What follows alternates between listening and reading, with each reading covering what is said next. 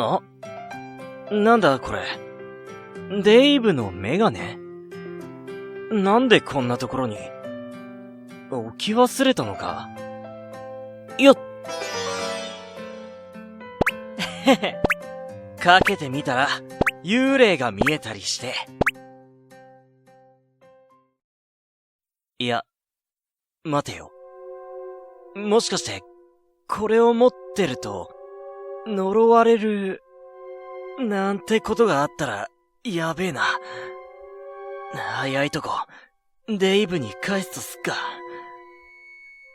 まあ、俺は別に、幽霊も呪いも、そもそも信じちゃいねえけどな。全然ビビってねえし、これは親切心ってやつだ。独り言多いやつあるな。うわーってなんだ、お前さんかよ。いつからいたんだよ。メガネに興味持つところからある。最初からじゃねえか。たく、見てたんだったらさっさと声かけろよな。ずーっと声かけてたあるよ。上田金次が聞いてくれなかっただけで。そんなに集中してたのか、俺。まあいいんだよ、そんなことは。それで、声をかけてたってことは、俺になんか用でもあんのか？聞いて驚くなあるよ。さっきもう、驚かされたけどな。実は、とある事情でとある人たちからとあるお便りが有り余るほど渡した上田金次に来てるある。なんて？というわけで、今日はお前と一緒に、そのお手紙のお返事を考えようというお願いあるよ。は？そんなもんどっから来たんだ？っていうか、なんで俺とお前？それじゃ、早速行ってみるある。レッツゴーゴーゴー。聞けよ、俺の話を。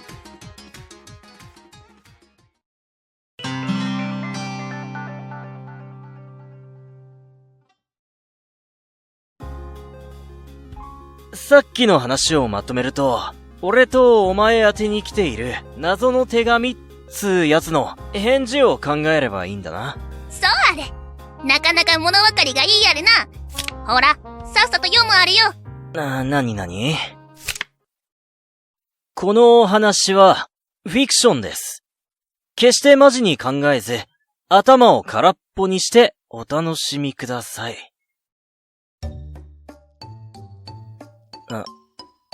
誰からのメッセージだよ、これ。あ、間違えたある。それ私のメモあるね。一体どういうシチュエーションで書くんだよ、んなもん。こっちこっち。ここから適当に選ぶある。おお、なんだよ。結構数あんじゃねえの、これ。なに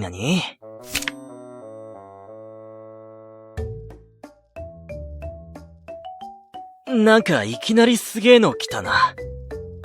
だが、悪くねえよ。いい質問だぜ。わかってるじゃねえか。面白くない質問あるな。こいつの言うことなんて決まってるある。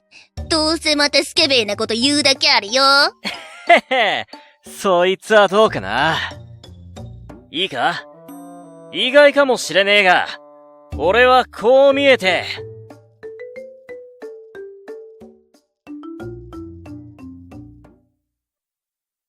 父のでかい女が好きだ。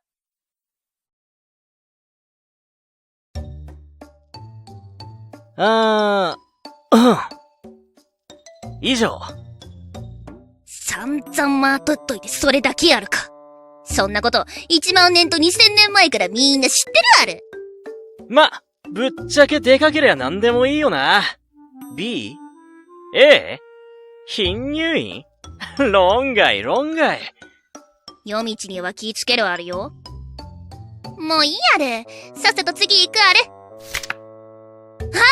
次は私への質問ある。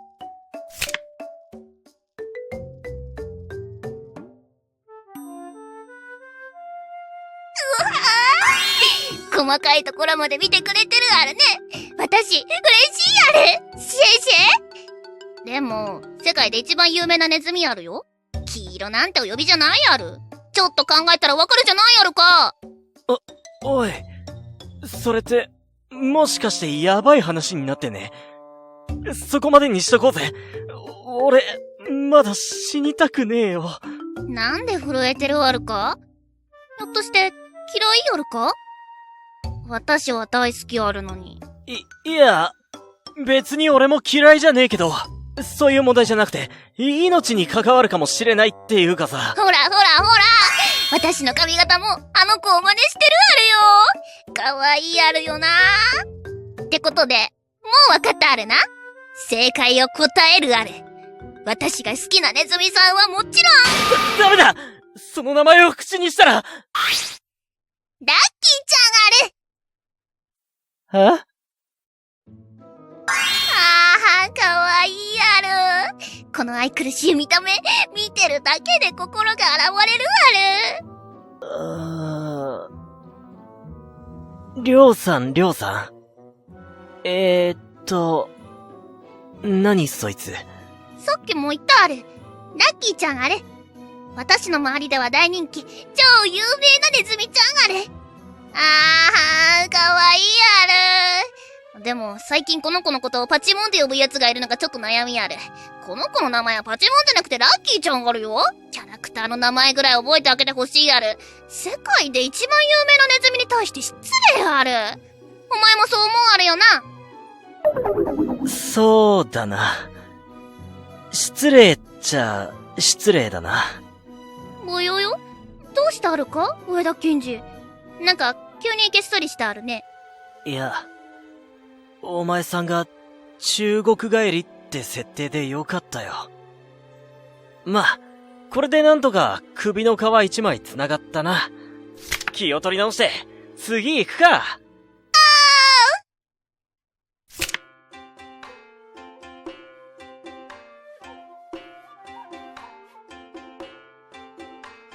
ってなんで、ここでピンポイントであいつの名前が出てくんだよ。おっと、一気に不機嫌あるな。そんなに嫌いだったあるか？気に食わねえんだよ、あいつ。何もかも分かったような顔しやがって。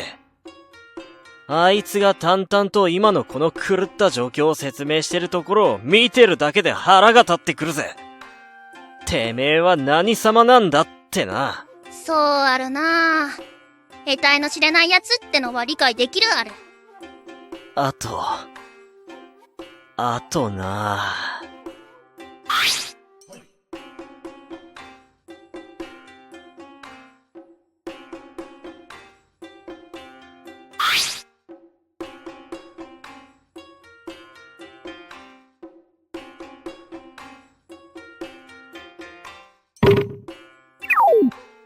なんか、こいつだけずるくね？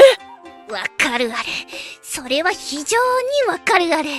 とりあえず、その他もろもろ合わせて、あいつは気に入らねえ。だいたい、俺たちの中で、やばいやつって、あいつくらいしかいねえだろ。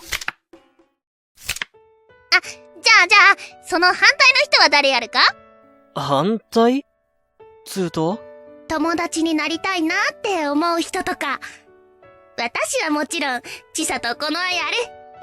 チサはかっこいいし、私と違って我慢強いところが大好きあるし、この絵は状況的にプレッシャーが絶対私たち以上にあるのに、あんなに普通に振る舞いているところが、見習いたいなって思うあるよ。そうだな。お前さんたちとは会って間もねえし、まだよくわかんねえけど、あえてあげるとすれば、俺は関だな。俺たちをうまくまとめてくれてるし、こんな状況なのに雰囲気がそこまで悪くねえのも、あいつの力がでかいと、俺は思うぜ。確かに気の利くやつあるよな。指示を出してくれる人っていうのは、私はやっぱり心強いある。ああ、そうだな。俺は頭があまり良くねえし、全員に平等に接するなんてこともできねえ。おまけに才能もこんなだからよ。あまり今の状況じゃ大したことはできねえから。だから、ああいう何でもできるやつって、なんていうか、尊敬するんだよな。そんなことないあるよ。お前だって、いいところあるよ。ほんとかよ。なんだよ。そう思うなら早く言ってくれよな。で、俺のどの辺がいいんだよ。それは、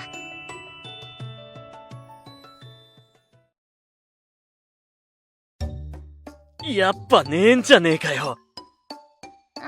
ごめんあれ。よく考えれば、お前とあまり接したことなかったあれ。今度一緒に映画でも見に行かねえ。それは無理やる。そこはオッケーしてくれよ。だって、無理なものは無理あるよ。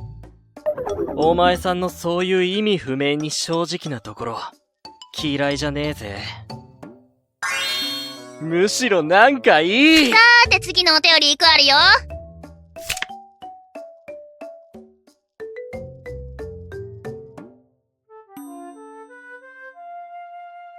これ、私も気になってたある。どういう意味あるか？なんで？知らねえのか？緑の親指とか、緑の指とか、いろいろ呼び方があるみてえだけどよ。園芸の才能のあるやつのことをそう言うんだってよ。へえ、いいあるな。私もなんかそんな感じの可愛いやつ欲しかったある。やっぱり植物とかには詳しいあるか？ちょっとこのお花について解説してほしいってリクエストがあったあるから語ってみるやろし。ああ、こいつは水仙だな。系統はだいたい12、品種は2万種くらいある。エゴイズムとか、自己愛とか、そういう花言葉が有名だよな。自分が大好きになっちゃう呪いをかけられちゃう男の子のお話なら知ってるあるよ。でも、こいつは気髄線なんだよな。気髄線にはまた違った意味があって、愛に応えてくれとか、私の元へもう一度帰ってくれとかいう花言葉がある。でも、高貴な印象のする花とか見た目に騙されがちだけど、比較的育てやすいやつなんだぜ。ほっといても勝手に育ってくれるからな。だけど、こいつら全部の部分に毒があるから、それだけは気をつけろ。安易に切りつけたりすると厄介だぜ。まあ、口に入れさえしなけりゃ大丈夫だけどな。へへ。とまあ、こんな感じか？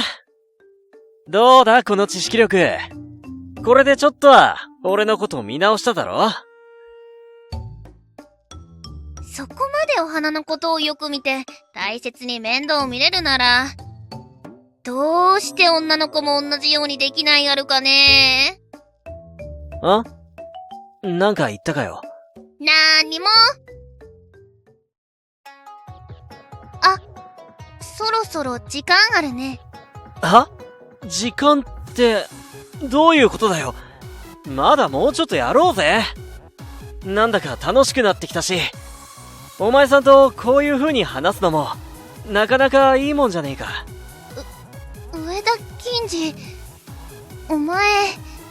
それに、せっかくの二人っきりだってのに、揉ませてもらってねえしよ。見直したと思ったのに、損したある。でも確かに、ちさやこの干支じゃないのは残念だったけど、私も、最後に、お前とたくさん話せて、よかったあれ。おいおい、なんだよその言い方。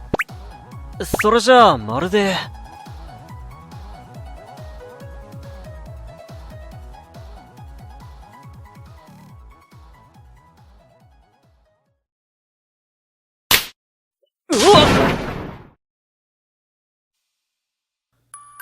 ミスター上田、人のメガネを勝手に取るんじゃない。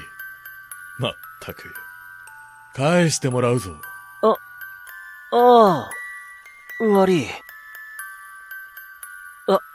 あれ？あいつはどこ行ったんだよ。なんやろ。先にどっか行っちまったのか？何を寝ぼけたことを言ってるんだ、君は。疲れているのか、熱でもあるんじゃないか？個室に戻って休むことをおすすめする。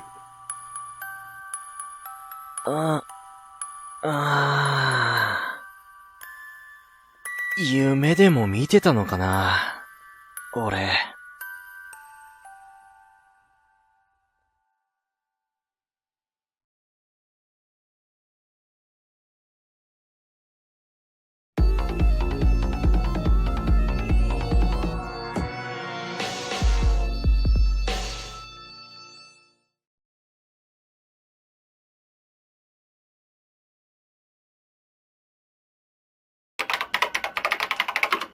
プ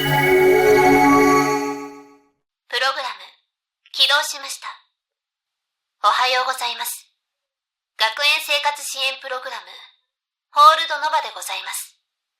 それでは、本日の生徒たちの行動の様子をご報告いたします。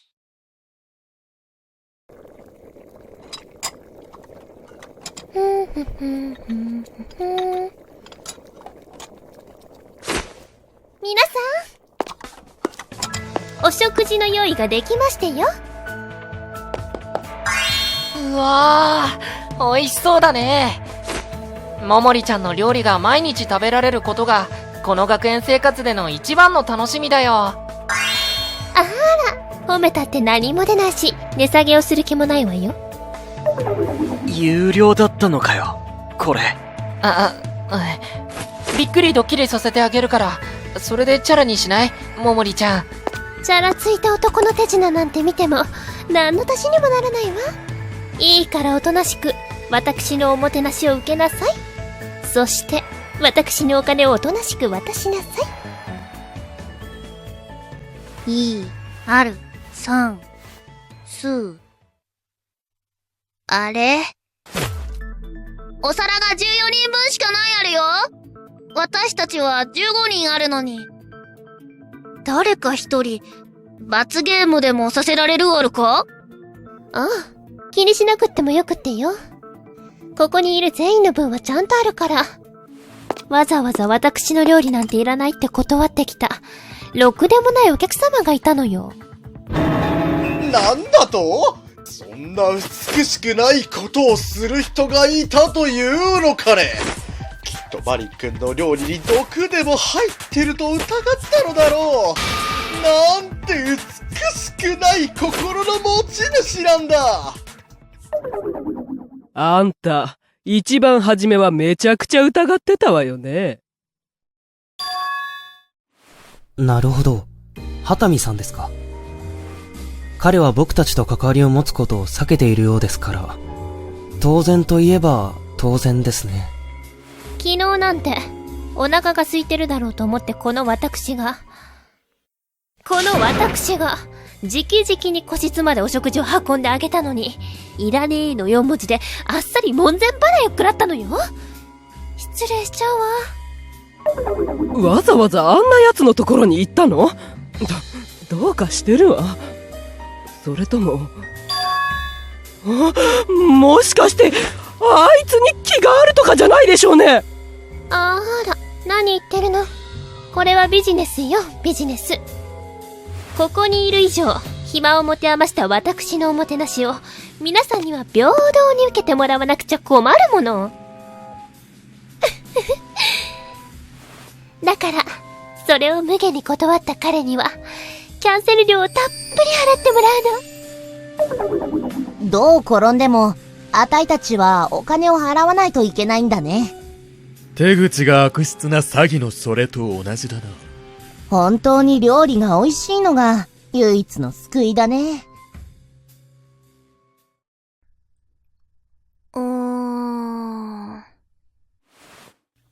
おや？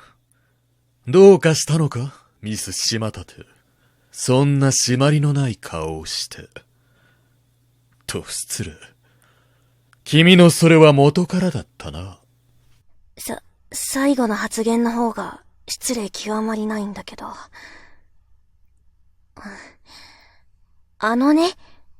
そうなると疑問が出てくるなーって思って。疑問？でも今の答えで料理の数が足りてないって話は解決したよね。うん。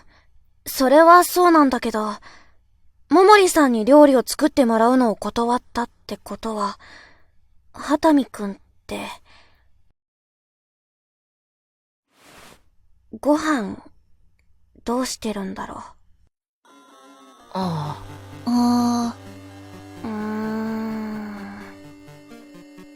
確かに、考えたことなかったかも。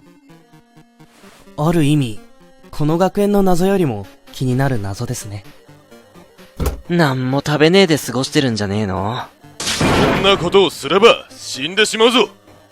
人には食事と睡眠が絶対に必要だからな。まあ、俺の場合、光明院さんも絶対に欠かせませんけどね。そんな雑な告白されても全然響かない。もうほら、ここうだうだ、さっきから何言うとんの。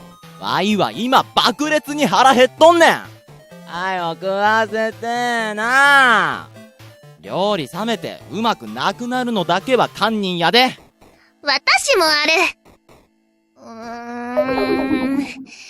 お腹すきすぎて、胃に穴が開きそうある。毛玉たちの言う通りね。私のおもてなしを断った今、彼に対しては、キャンセル料を払ってもらうこと以外に、特に興味はないわ。さあ、早く召し上がって。そしてさっさと手がかりを見つけてちょうだいな。それもそうだよね。今日も脱出のために、みんなで力を合わせようね。脱出。みはるくんの言う通りだな。では、この私もいただくとしよう。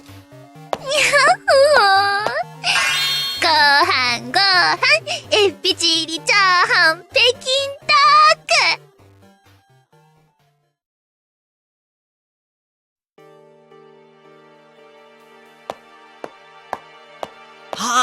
わかったな。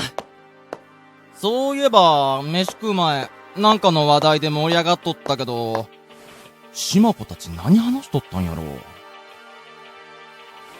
まあ、か。そうこのジュースでも飲みながら、部屋でゴロゴロしようかなーとって。およよ？すでに誰かおるやん。あれは、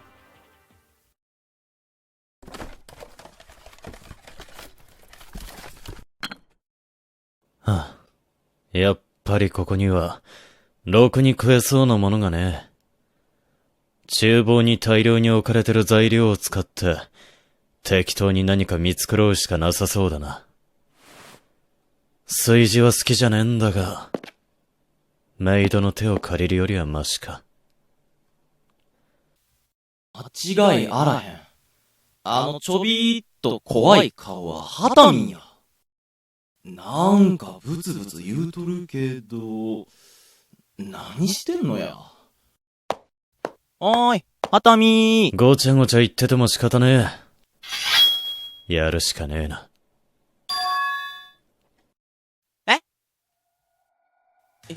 今、なんて言ったんや。やる？それって、もしかして。包丁は厨房にあったよな。道具は自分に合ったものを使いたかったが、文句は言ってられねえな。包丁！間違いあらへん。あいつ、ワイたちの中の誰かを、殺すつもりや。どないしよう。人の殺人計画を聞いてまうなんてところに遭遇してしもたんや。よし、早い早いところを、ここから逃げて、みんなに報告。おい。はやべ。道を塞ぐんじゃねえ。邪魔だ。下田！夢中になりすぎて、近づいてきたことに気づかなかった。おい。聞いてるのか？さっきの話、ほんまなん？あ？さっき、なんか、やるしかないとか、なんとか、言うてたやん。聞いてたのか？やばい！何言うとんねんわい！テンパりすぎや！こんなん言うたら、絶対口封じに殺され！まあいい。聞かれて困るような話をしてたわけでもねえ。だが、他の連中には黙ってろよ。ええんか？面倒なことになるのはごめんだからな。どういうことや？ワイ程度に殺人計画を聞かれても殺せる自信があるってか？完全に舐められとる。それより、いつまで俺の邪魔をするつもりだ。いい加減にさっさとどけ。やめといた方が、ええんちゃうかな。絶対、大変なことになるで。いくらお前みたいなやつでも、そんな簡単にできるもんじゃないと、思うし。いや、誰でもできるだろ、これぐらい。いや、できるわけないやろ。何言うとんねん。呆れたな。よほど他人に甘えた生活でも送ってきたんだろう。いやー、それは関係あらへんやろ。それは。手順としては、切って焼くだけだ。そこまで手の込んだことはしねえよ。焼く？ちょ待って、なんでそんなことするん？絶対焼かんって、見たないわ、そんなもん！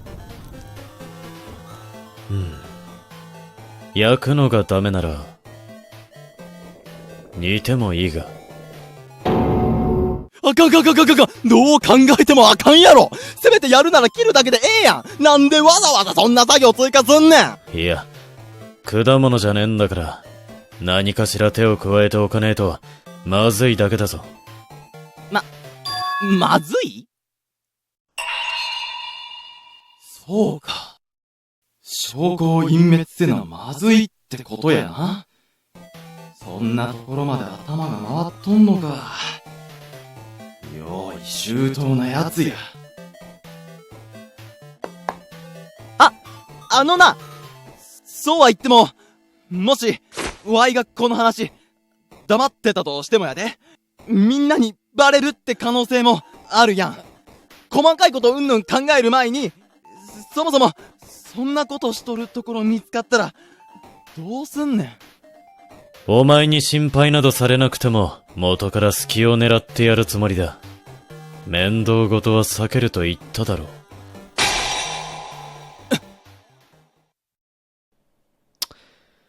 おい、いい加減にしろ。いつまでこんなくだらねえ話をさせるつもり？あ？なんだ？生き甘な！見損なったで！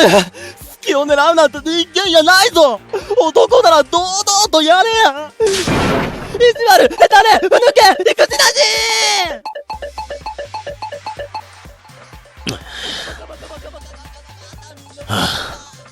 あったよ。なんでお前に罵られなきゃならねえのか。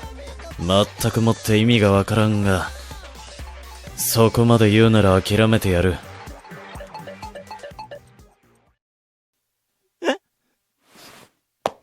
今、諦めるって。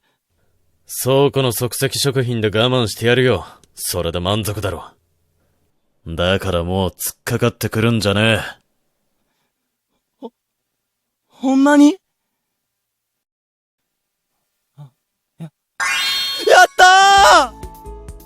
殺人事件を未然に防いだで。みんなに自慢したろ。無敵のアルマだ。なめんなよー。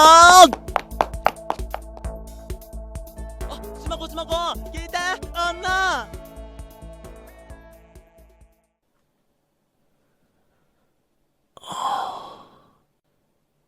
殺人事件。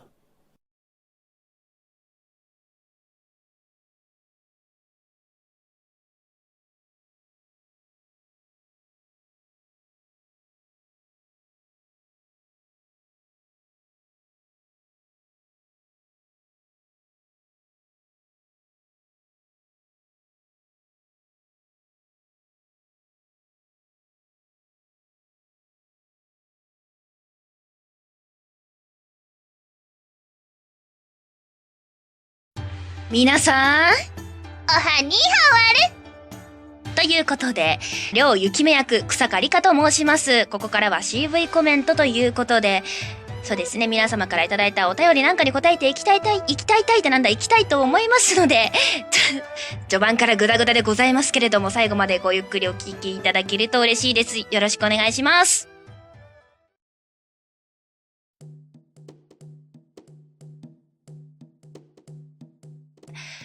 そうですね。まずオーディションがあったわけでございますけれども、そこに掲示された立ち絵とセリフが、いつものゆきめちゃんの姿と語尾、なんとかあるみたいな、そういう感じでしたので、もう初見で、この子はチャイナ娘なんだなっていうのはすぐにわかりました。それが、第一印象であって、そこから、演技としてどうやっていくかっていうプランはすぐ立てられましたね。なんていうか独特のイントネーションと言いますか、それをつければキャラ立つかななんて思って。どうでしたかね？イントネーションは結構最後の最後まで、それこそ演じ切るまで、ずっと、ここまでやってやりすぎじゃないかなって、すごい悩んでいたところではありますけれども、どうなんでしょうね。あと役を演じ切っての感想ということで一番苦労したところなんかを言わせていただきますと、しょっぱな自己紹介のシーンの私でおしやめというあれのところですね。あそこがこれ台本送られてきた時びっくりしましたよ。いや、レオシュメイですとってちょっと中華娘っていうのは分かっていたんですけれど、まさか本当に、中国語を喋るみたいなシーンがあるとは思ってなかったというか、あってもニーハオみたいな、そういう感じかなと思ってたんですけれど、まさかの自己紹介でおしゅえめいでしたね。あそこは自分、ちゃんと一応発音なんかも調べてみたのではございますけれども、自分それを専門にやってるわけではないし、ネットでなんとなく調べたような知識だけでやってましたので、本当に中国語習ってる、やってるよっていう方は、もうすごい違和感バリバリだと思うんですけれども、そこはですね、ゆきめちゃんは本当は日本人ということを踏まえまして、あれはゆきめ語なんだと、そういうことにしていただけると本当に嬉しいです。よろしくお願いします。という感じで、役を演じ切っての感想でした。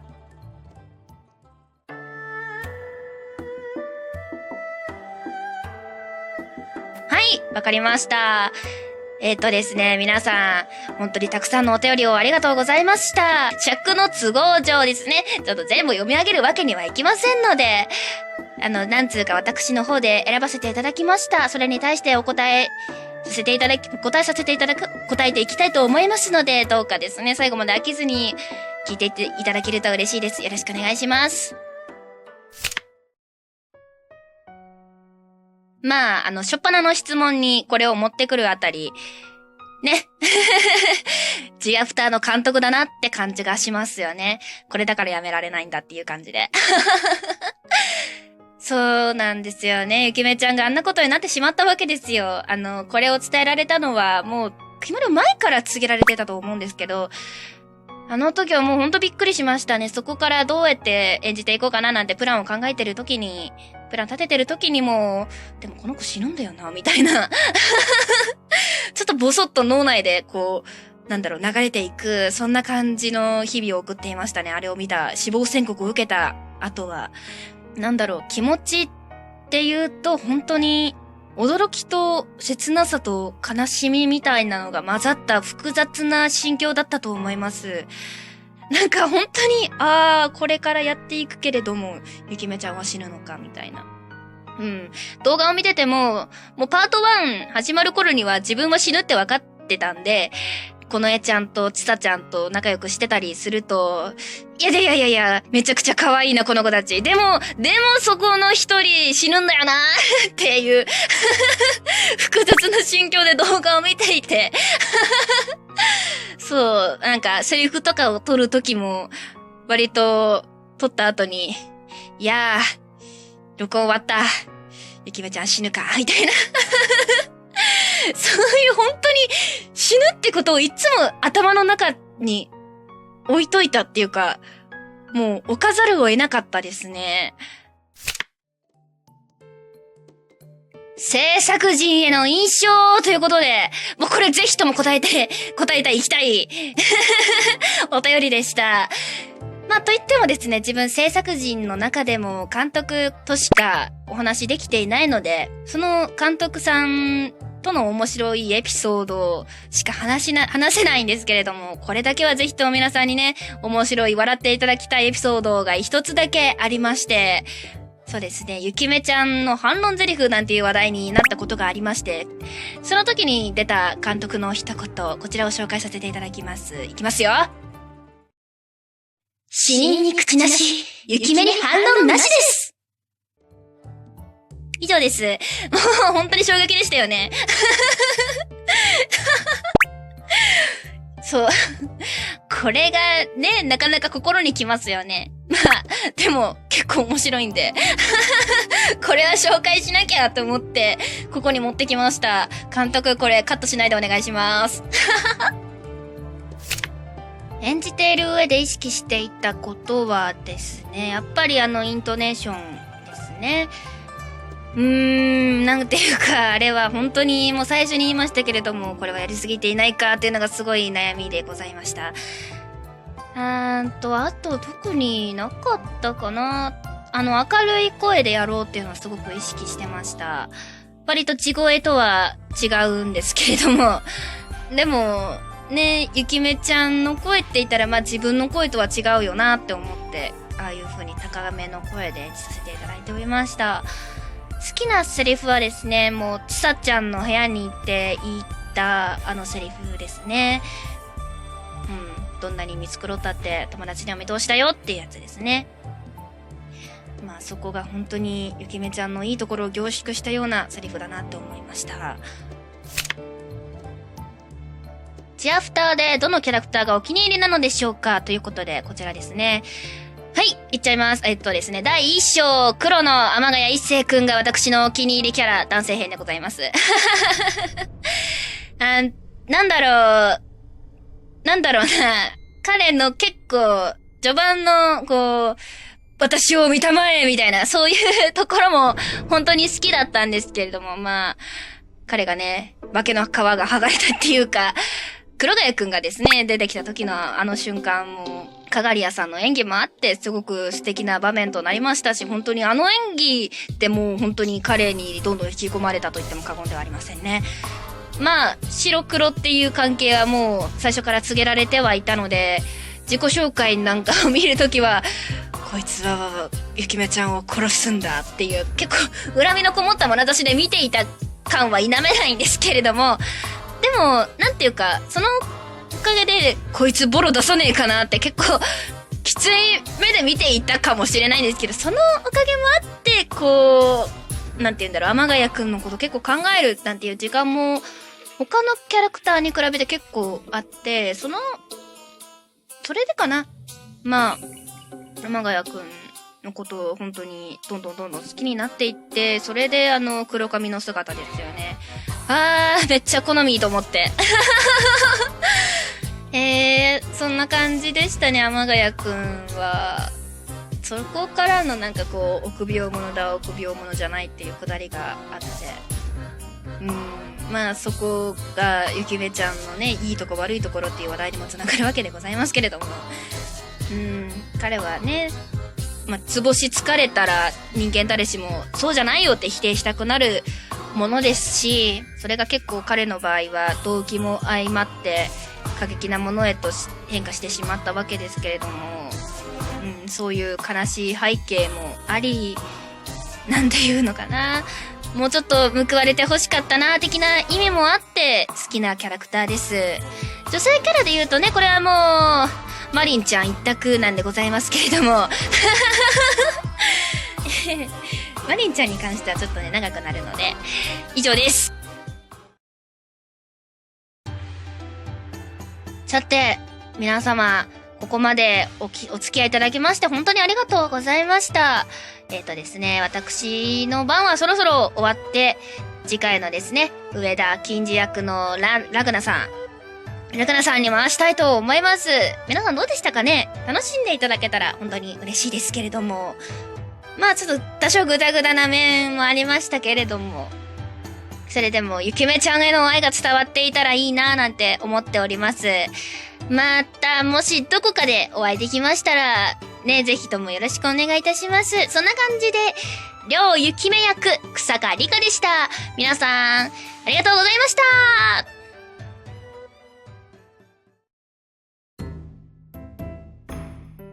はい、草加里香さんどうもありがとうございました。ここからは私、上田金次役のラグナがお届けいたします。どうぞよろしくお願いいたします。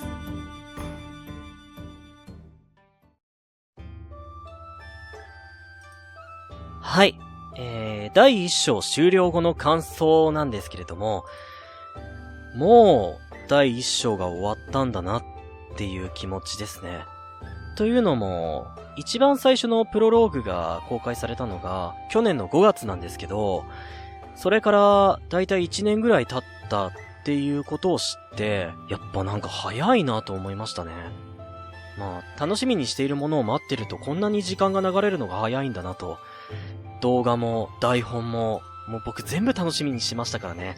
もう次どうなるんだろうって、次の上田くんの立ち位置はどうなるかなみたいな感じとか、他のキャラクター、どういうセリフを言ったり、どういうなんか立ち位置でどういうポジションでなんかいろいろしてるのかなみたいなのがすごいもう全部が楽しみなんですよ。もうそれこそ、なんだろう、言い切れないぐらい。で、動画が公開されて1年ぐらい経ってて、自分調べたというか、僕がそもそもこの上田金次役に決まった時の合格通知のメールがあったんですよ。まだ残ってたんですよ。で、それを見たら、2014年の2月なんですよ。そうなんです。ですね、上田金次くん役に決まって自体はもう2年以上経ってるんですよ。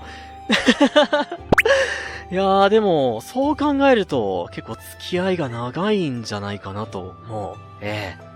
まあ、上田金次くんは、とりあえず生き残っているので、これから先どうなるかわかりませんが、これ以降、第2章以降も、上田金次くんをよろしくお願いいたします。そして、上田金次くんだけじゃなくて、他のみんなもよろしくお願いいたします。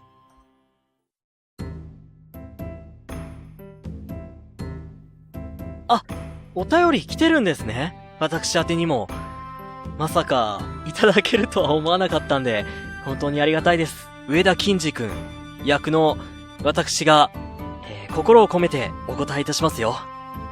それでは、早速行きましょう。はい。上田くんのファッションですよね。地肌にネクタイ。はい。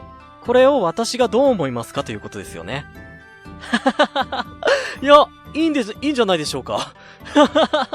彼だからこそ、むしろ似合うんじゃないかなと。かっこいいと思いますよ、私は。私自身がやれと言われたら、絶対にやりませんけどね。いや、ダメだよ。あれはリアルの人がやっちゃダメな服装だよ。でも、そうだな。でも作業の時は、むしろあれぐらい軽装の方がいいんじゃないかなと。でもネクタイつけてたらあれか。かがんだ時にネクタイプランプランして邪魔くさいか。そこは、うまくやってるんじゃないですかね。上田くんのことなんで。まあ、お庭のことなら、金次君にお任せあれなんで。はい。まあ、他のファッションもそのうち見てみたいですね。あれ以外の。多分ジャージとかは普通に似合うと思うんですよ。はい。では、次のお便りに参りましょう。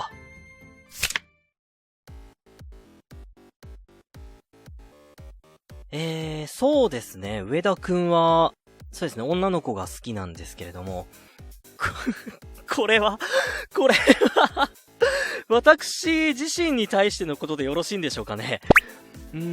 なぜ、これをまあ、そうですね、上田くんは、特に女の子が好きで、まあ、それも特に、お胸がある方の方がいいんですよね。まあ、ミルクちゃんですとか。いや、ていうかみんな、あるよね、そこそこね。まあ、言うて島立ちゃんもなかなかありますし、僕はね、マリンちゃんのサイズが、詳しいサイズがちょっと気になってるんですけど、あとはゆきめちゃんもなゆきめちゃんかわいいなですね、まあ、私の答えは割と上田くんとは対照的になっちゃうんですけれども、割と僕は控えめな方がお好みかなと。控えめな方の薄着にはちょっとドキッとしますかね。あれちょっと待って。これファッションとかサイズとかの問題になってませんかね。違います。どういう好きな女性のタイプのことですよね。まあそうですね。波長が合う方だったらもうすごい嬉しいですね。結局ノリが合う方とか自分と本当に趣味とか趣味趣向を理解してくれる方の方がいいですかね。僕貧乳院ちゃん大好きですよ。上田くんはまあちょいちょいぶつかるかもしれませんけど、私は非常に好んでおりますいやみんな好きなんですけどね。もちろん先ほど挙げたまあこのえちゃんもね、ゆきめちゃんもね、マリンちゃんもミルクちゃんもココちゃんもみんな好きやで。みはるちゃんもね。あ、みはるちゃん、そうね、みはるちゃんもなかなか、もうこの話はいいかいや、これ大丈夫かな。あわよくばカットしてくれるかないや、むしろしてください。お願いします。ちょっとあれかもしんないんで。あれかもってもういいや。もう次の質問行きましょう。次のお便り。はいすいませんね。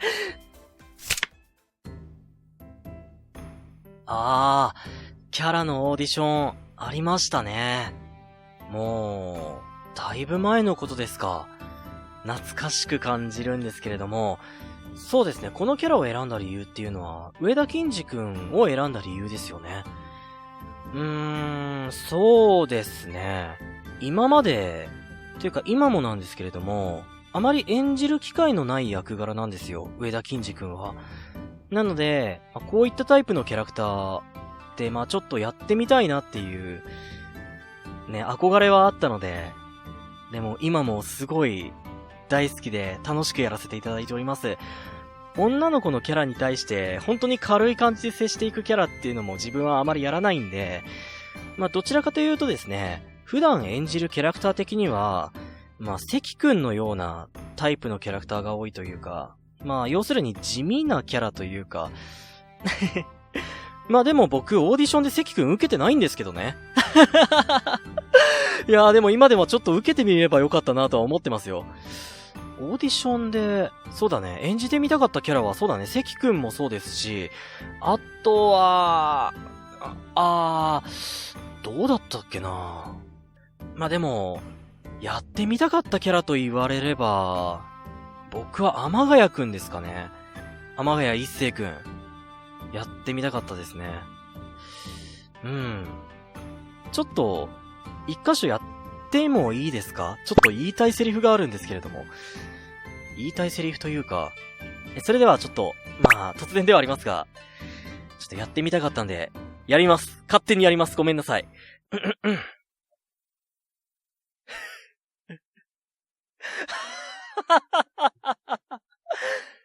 やはりどんな形であれ、多くの人々に視線を注がれるというのは、最高に気分がいい。はい、勝手にやらせていただきました。すいませんでした。それでは、次のお便りに行きましょう。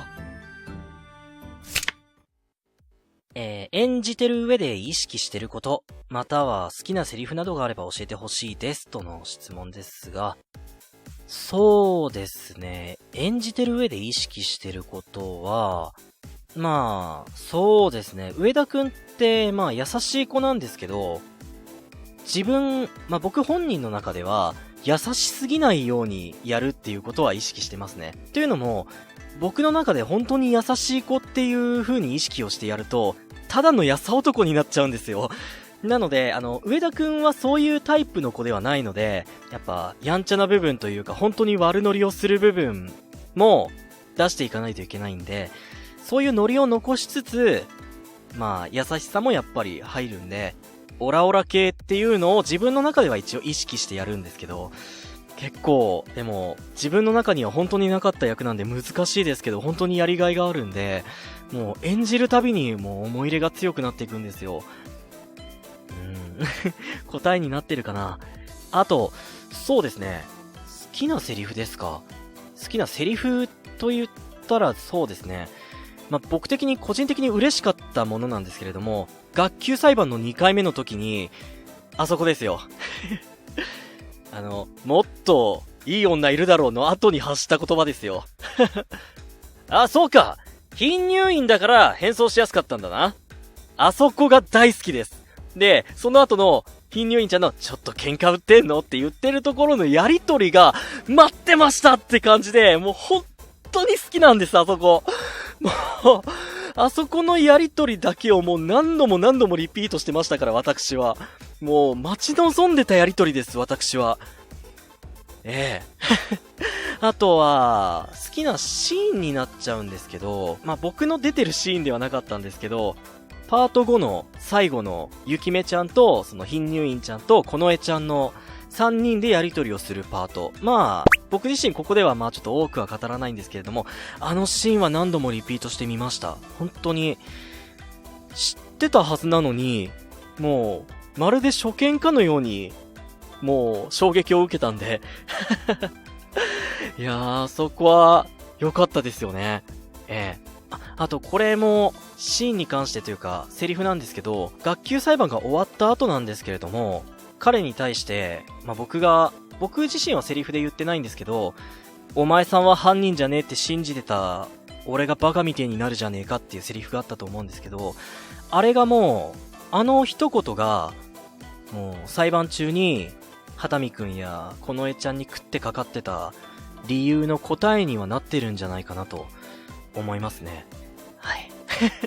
なんかちょっと最後しんみりしちゃったんですけれども、まあ、僕の好きなシーンや好きなセリフはそんな感じですかね。いやー、でも、これからどう上田くんがね、そういう弾けた言動をしてくれるのかっていうね、ところにも期待していただけると嬉しいですね。はい。あとですけど、上田金次くん、まだ、セリフで下ネタを言ってないんですよ。なので、今後どうなるか、ちょっと、ビクビクしてます。はい。はい。それでは以上になりますかね。これからもお付き合いください。それではご視聴お疲れ様でした。また本編で会おうぜ、かわい子ちゃんたちよ。